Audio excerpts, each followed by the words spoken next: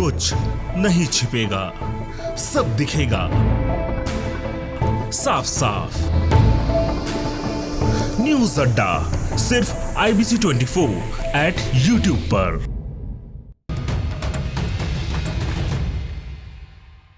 नमस्कार, मैं हूं वरुण सखाजी और आप देखना शुरू कर चुके हैं खबर बेबाक और IBC 24। आज हम बात करेंगे पूर्वोत्तर के नतीजों की। पूर्वोत्तर में जो नतीजे आए हैं उनमें एक तरह से अगर देखा जाए तकनीकी तौर पर तो ये नतीजे भाजपा के बहुत समर्थन में नहीं हैं, लेकिन भाजपा ये जानती है कि नतीजों को किस तरह से वो अपने समर्थन में कन्वर्ट कर सकती है। ये उसकी अपनी रणनीति का काम है, वो इसको ज़रूर करने में कामयाब हो जाएगी। क्योंकि अगर देखें हम तकनीकी तौर पर तो त्रिपुरा में भी उसने वोट परसेंट भी गंवाया है और सीटें भी गंवाई हैं, सरकार में आई है, ये बात बहुत सच है, लेकिन जो बेसिक्स थे उसमें उसको नुकसान हुआ है। ऐसे अगर हम बात नागालैंड की करें तो नागालैंड में उसका वोट परसेंट घटा है लेकिन सीटें बढ़ी हैं। और अगर मेघालय की बात करें तो मेघालय में वो टस से मस नहीं हुई है, जो सीटें थी वही सीटें रहीं बरकरार। तो इस तरह से देखें तो भाजपा ने पूर्वोत्तर में बहुत कुछ पाया नहीं है, खोया है, लेकिन वो पूरे देश में इसको ऐसे बता देगी कि उसने पाया ही पाया है। बहरहाल हम ये जानते हैं कि जो जीता वही समुद्रगुप्त कहलाता है। अगर हम इस इंडियन टर्म में बात करें तो जीते को तो जीता कहना ही पड़ेगा। ये सच है कि त्रिपुरा में भाजपा की सरकार बन जाएगी और मेघालय में भी वो किसी तरह सरकार बनाने में कामयाब हो जाएगी, चूँकि जो जीते हैं वो पहले भी भाजपा को अपने गठबंधन में रख चुके हैं। नागालैंड में भी वही बात स्पष्ट है कि वो सरकार में आ रहे हैं, इसलिए इसको हम इतना कमतर नहीं आंक सकते। अब इस पूरे नतीजों के, जो पूर्वोत्तर के नतीजे हैं, उनका देश पर क्या असर पड़ेगा, चलिए हम इसका एक विश्लेषण करते हैं। पहला मायना, गैर हिंदुओं को भाजपा पर भरोसा नहीं। इसका सबसे पहला मायना जो पूर्वोत्तर के नतीजे हैं ये निकालना चाहिए कि भाजपा पर जितनी भी गैर हिंदू बिरादरियां हैं भारत के अंदर, चाहे वो बौद्ध ही क्यों ना हो, सिख ही क्यों ना हो, ईसाई, मुस्लिम, पारसी या अन्य कोई भी हो, उनका भरोसा भाजपा पर नहीं जम पा रहा है।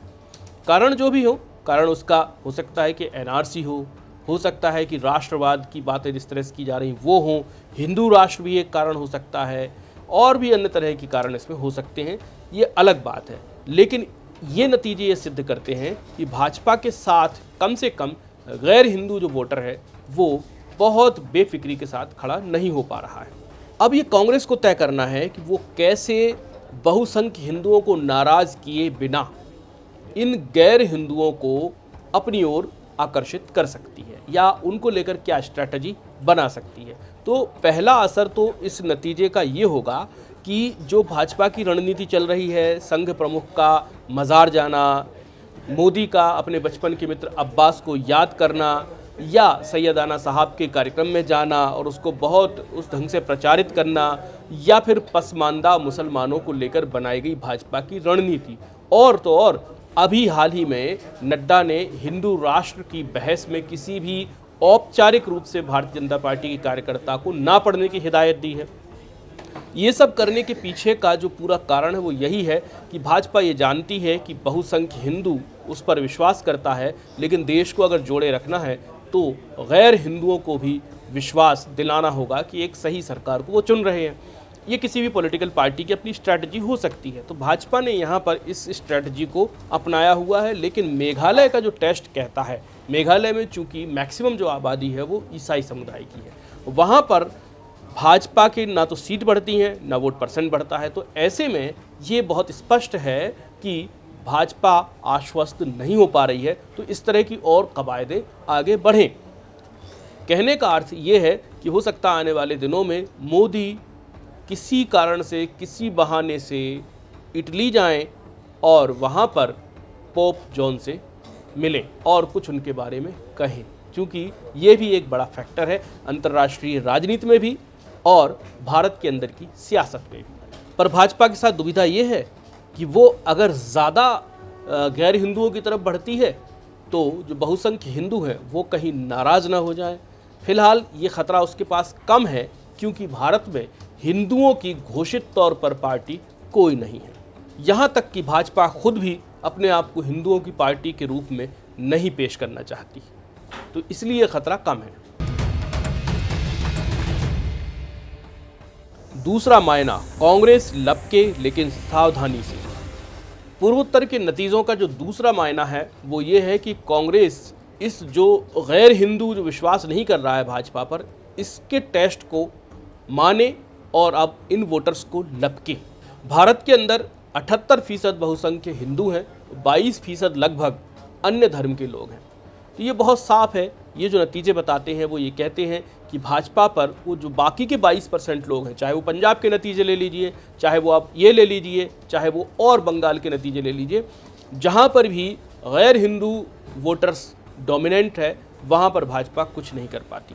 इसलिए कांग्रेस को ये चाहिए कि जो बाकी जो वोटर्स हैं, गैर हिंदू वोट्स हैं, उनको वो किस तरह से अपनी ओर मैग्नेट कर सकती है, ये उस पर स्ट्रैटेजी उसको बनाने की ज़रूरत है। लेकिन कांग्रेस को अपनी स्ट्रैटेजी बनाने के साथ ये ज़रूर याद रखना पड़ेगा कहीं वो हिंदू विरोधी तो नज़र नहीं आ रही। तीसरा मायना, मजबूत हुए हेमंत बिस्वा शर्मा। नॉर्थ ईस्ट के चुनावों के नतीजे और सरकार बनाने की कवायद और सरकार बन जाने तक की पूरी कहानी के पीछे का जो किरदार है वो है हेमंता बिस्वा शर्मा। हेमंता बिस्वा शर्मा वैसे भी भारतीय जनता पार्टी के अंदर एक मजबूत नेता के रूप में उभर रहे हैं, लेकिन ये नतीजे उनको और एक बड़ा लिफ्ट देते हैं। यानी हेमंता बिस्वा शर्मा के बिना नॉर्थ ईस्ट में कुछ नहीं होता। इस हिसाब से देखें तो इन नतीजों के बाद हेमंता बिस्वा शर्मा भारतीय जनता पार्टी के अंदर भी एक बड़े नेता बनेंगे, साथ ही साथ भारत की सियासत में भी एक बड़ा चेहरा बनकर उभर सकते हैं। ये नतीजे इस बात की भी तस्दीक करते हैं। चौथा मायना, लेफ्ट को करना होगा मेकओवर। इसका चौथा मायना है लेफ्ट पार्टीज़ को कुछ ना कुछ पॉलिटिकल मेकओवर करना होगा। ये बात सच है कि उसको अपने बेसिक आइडिया से हटने की ज़रूरत नहीं है। उससे लोग सहमत हो सकते हैं, असहमत हो सकते हैं, पेशेंस रखना होगा, परंतु व्यवहार में कुछ चीज़ों को बदलना होगा। जो आपका बेसिक आइडिया है वो लोगों तक नहीं पहुंच पा रहा है तो कोई ना कोई, या तो आपकी संप्रेषणीयता यानी कि एक्सप्रेशन में कोई कमी है, कम्युनिकेशन में कोई कमी है, या फिर आपके आइडिया में ही कोई दम नहीं है। तो लेफ़्ट ऐसी टेस्टिफाइड पार्टी है, देश की ही नहीं दुनिया की लेफ़्ट विचारधाराएं, कि उनके आइडिया में तो दम है, लेकिन लोगों तक पहुंचाने में उनकी जो टूल्स टेक्निक्स हैं वो बहुत ही पुरातन हैं। इसके अलावा वो थोड़े नवाचार के साथ, नए बदलावों के साथ वैचारिक रूप से जो परिपुष्ट हुए लोग हैं उनको नहीं स्वीकार पा रहे हैं। तो एक मायना इसका ये है कि लेफ़्ट पार्टियां अपना मेकओवर करें। तो अंत में ये कह सकते हैं कि नॉर्थ के जो नतीजे हैं इनको दुर्गम दर्रों के नतीजे मान करके कहीं छोड़ नहीं देना चाहिए। ये भारत की मुख्य धारा की राजनीति में बहुत अहम रोल अदा कर रहे हैं और भाजपा इसका भरपूर दोहन कर रही है और इस्तेमाल भी कर रही है। देखा होगा आपने कि पिछले कुछ वर्षों में ही नॉर्थ ईस्ट से 2-3 चेहरे भाजपा के अंदर ऐसे उभरे हैं जो पूरे देश भर में चर्चा का विषय बने रहते हैं। फिर वे चाहे किरण रिजिजू हो या हेमंता बिस्वा शर्मा हो, या फिर इनसे पहले सोनोवाल हो, या फिर और भी कई ऐसे लोग जो अपनी शैली के लिए, अपनी पॉलिटिकल शैली के लिए जाने जाते हैं। इसका मतलब बहुत साफ है कि भाजपा नॉर्थ ईस्ट को बहुत गंभीरता से लेती है। नॉर्थ ईस्ट को कोई पार्टी होगी जो गंभीरता से नहीं लेती होगी, लेकिन जो भी अगर गंभीरता से नहीं लेती उसको गंभीरता से लेना शुरू करना चाहिए। इस एरिया को पहाड़ी इलाका, दुर्गम इलाका, कम आबादी का, कम सीटों का या कम राजनीतिक प्रभाव वाला इलाका मानकर छोड़ना मुझे लगता है ये नासमझी होगी। ऐसा भी हो सकता है कि भाजपा नॉर्थ ईस्ट पर इस तरह का लॉक खड़ा करे कि वहाँ से आने वाली 25 लोकसभा की सीटों पर वो अच्छी आमद दर्ज कराए और जो कुछ उसे 25-26 लोकसभा सीटों का देश के दूसरे राज्यों से नुकसान संभावित हो सकता है वो उसकी वहाँ से क्षतिपूर्ति करे और 2024 में फिर विपक्षी हाथ मलते रह जाएं कि ये हुआ कैसे। बहरहाल आज की वीडियो में इतना ही, मुझे दीजिए इजाजत, नमस्कार।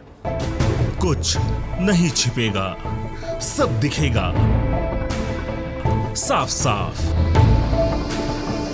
न्यूज़ अड्डा सिर्फ IBC 24 @ YouTube पर।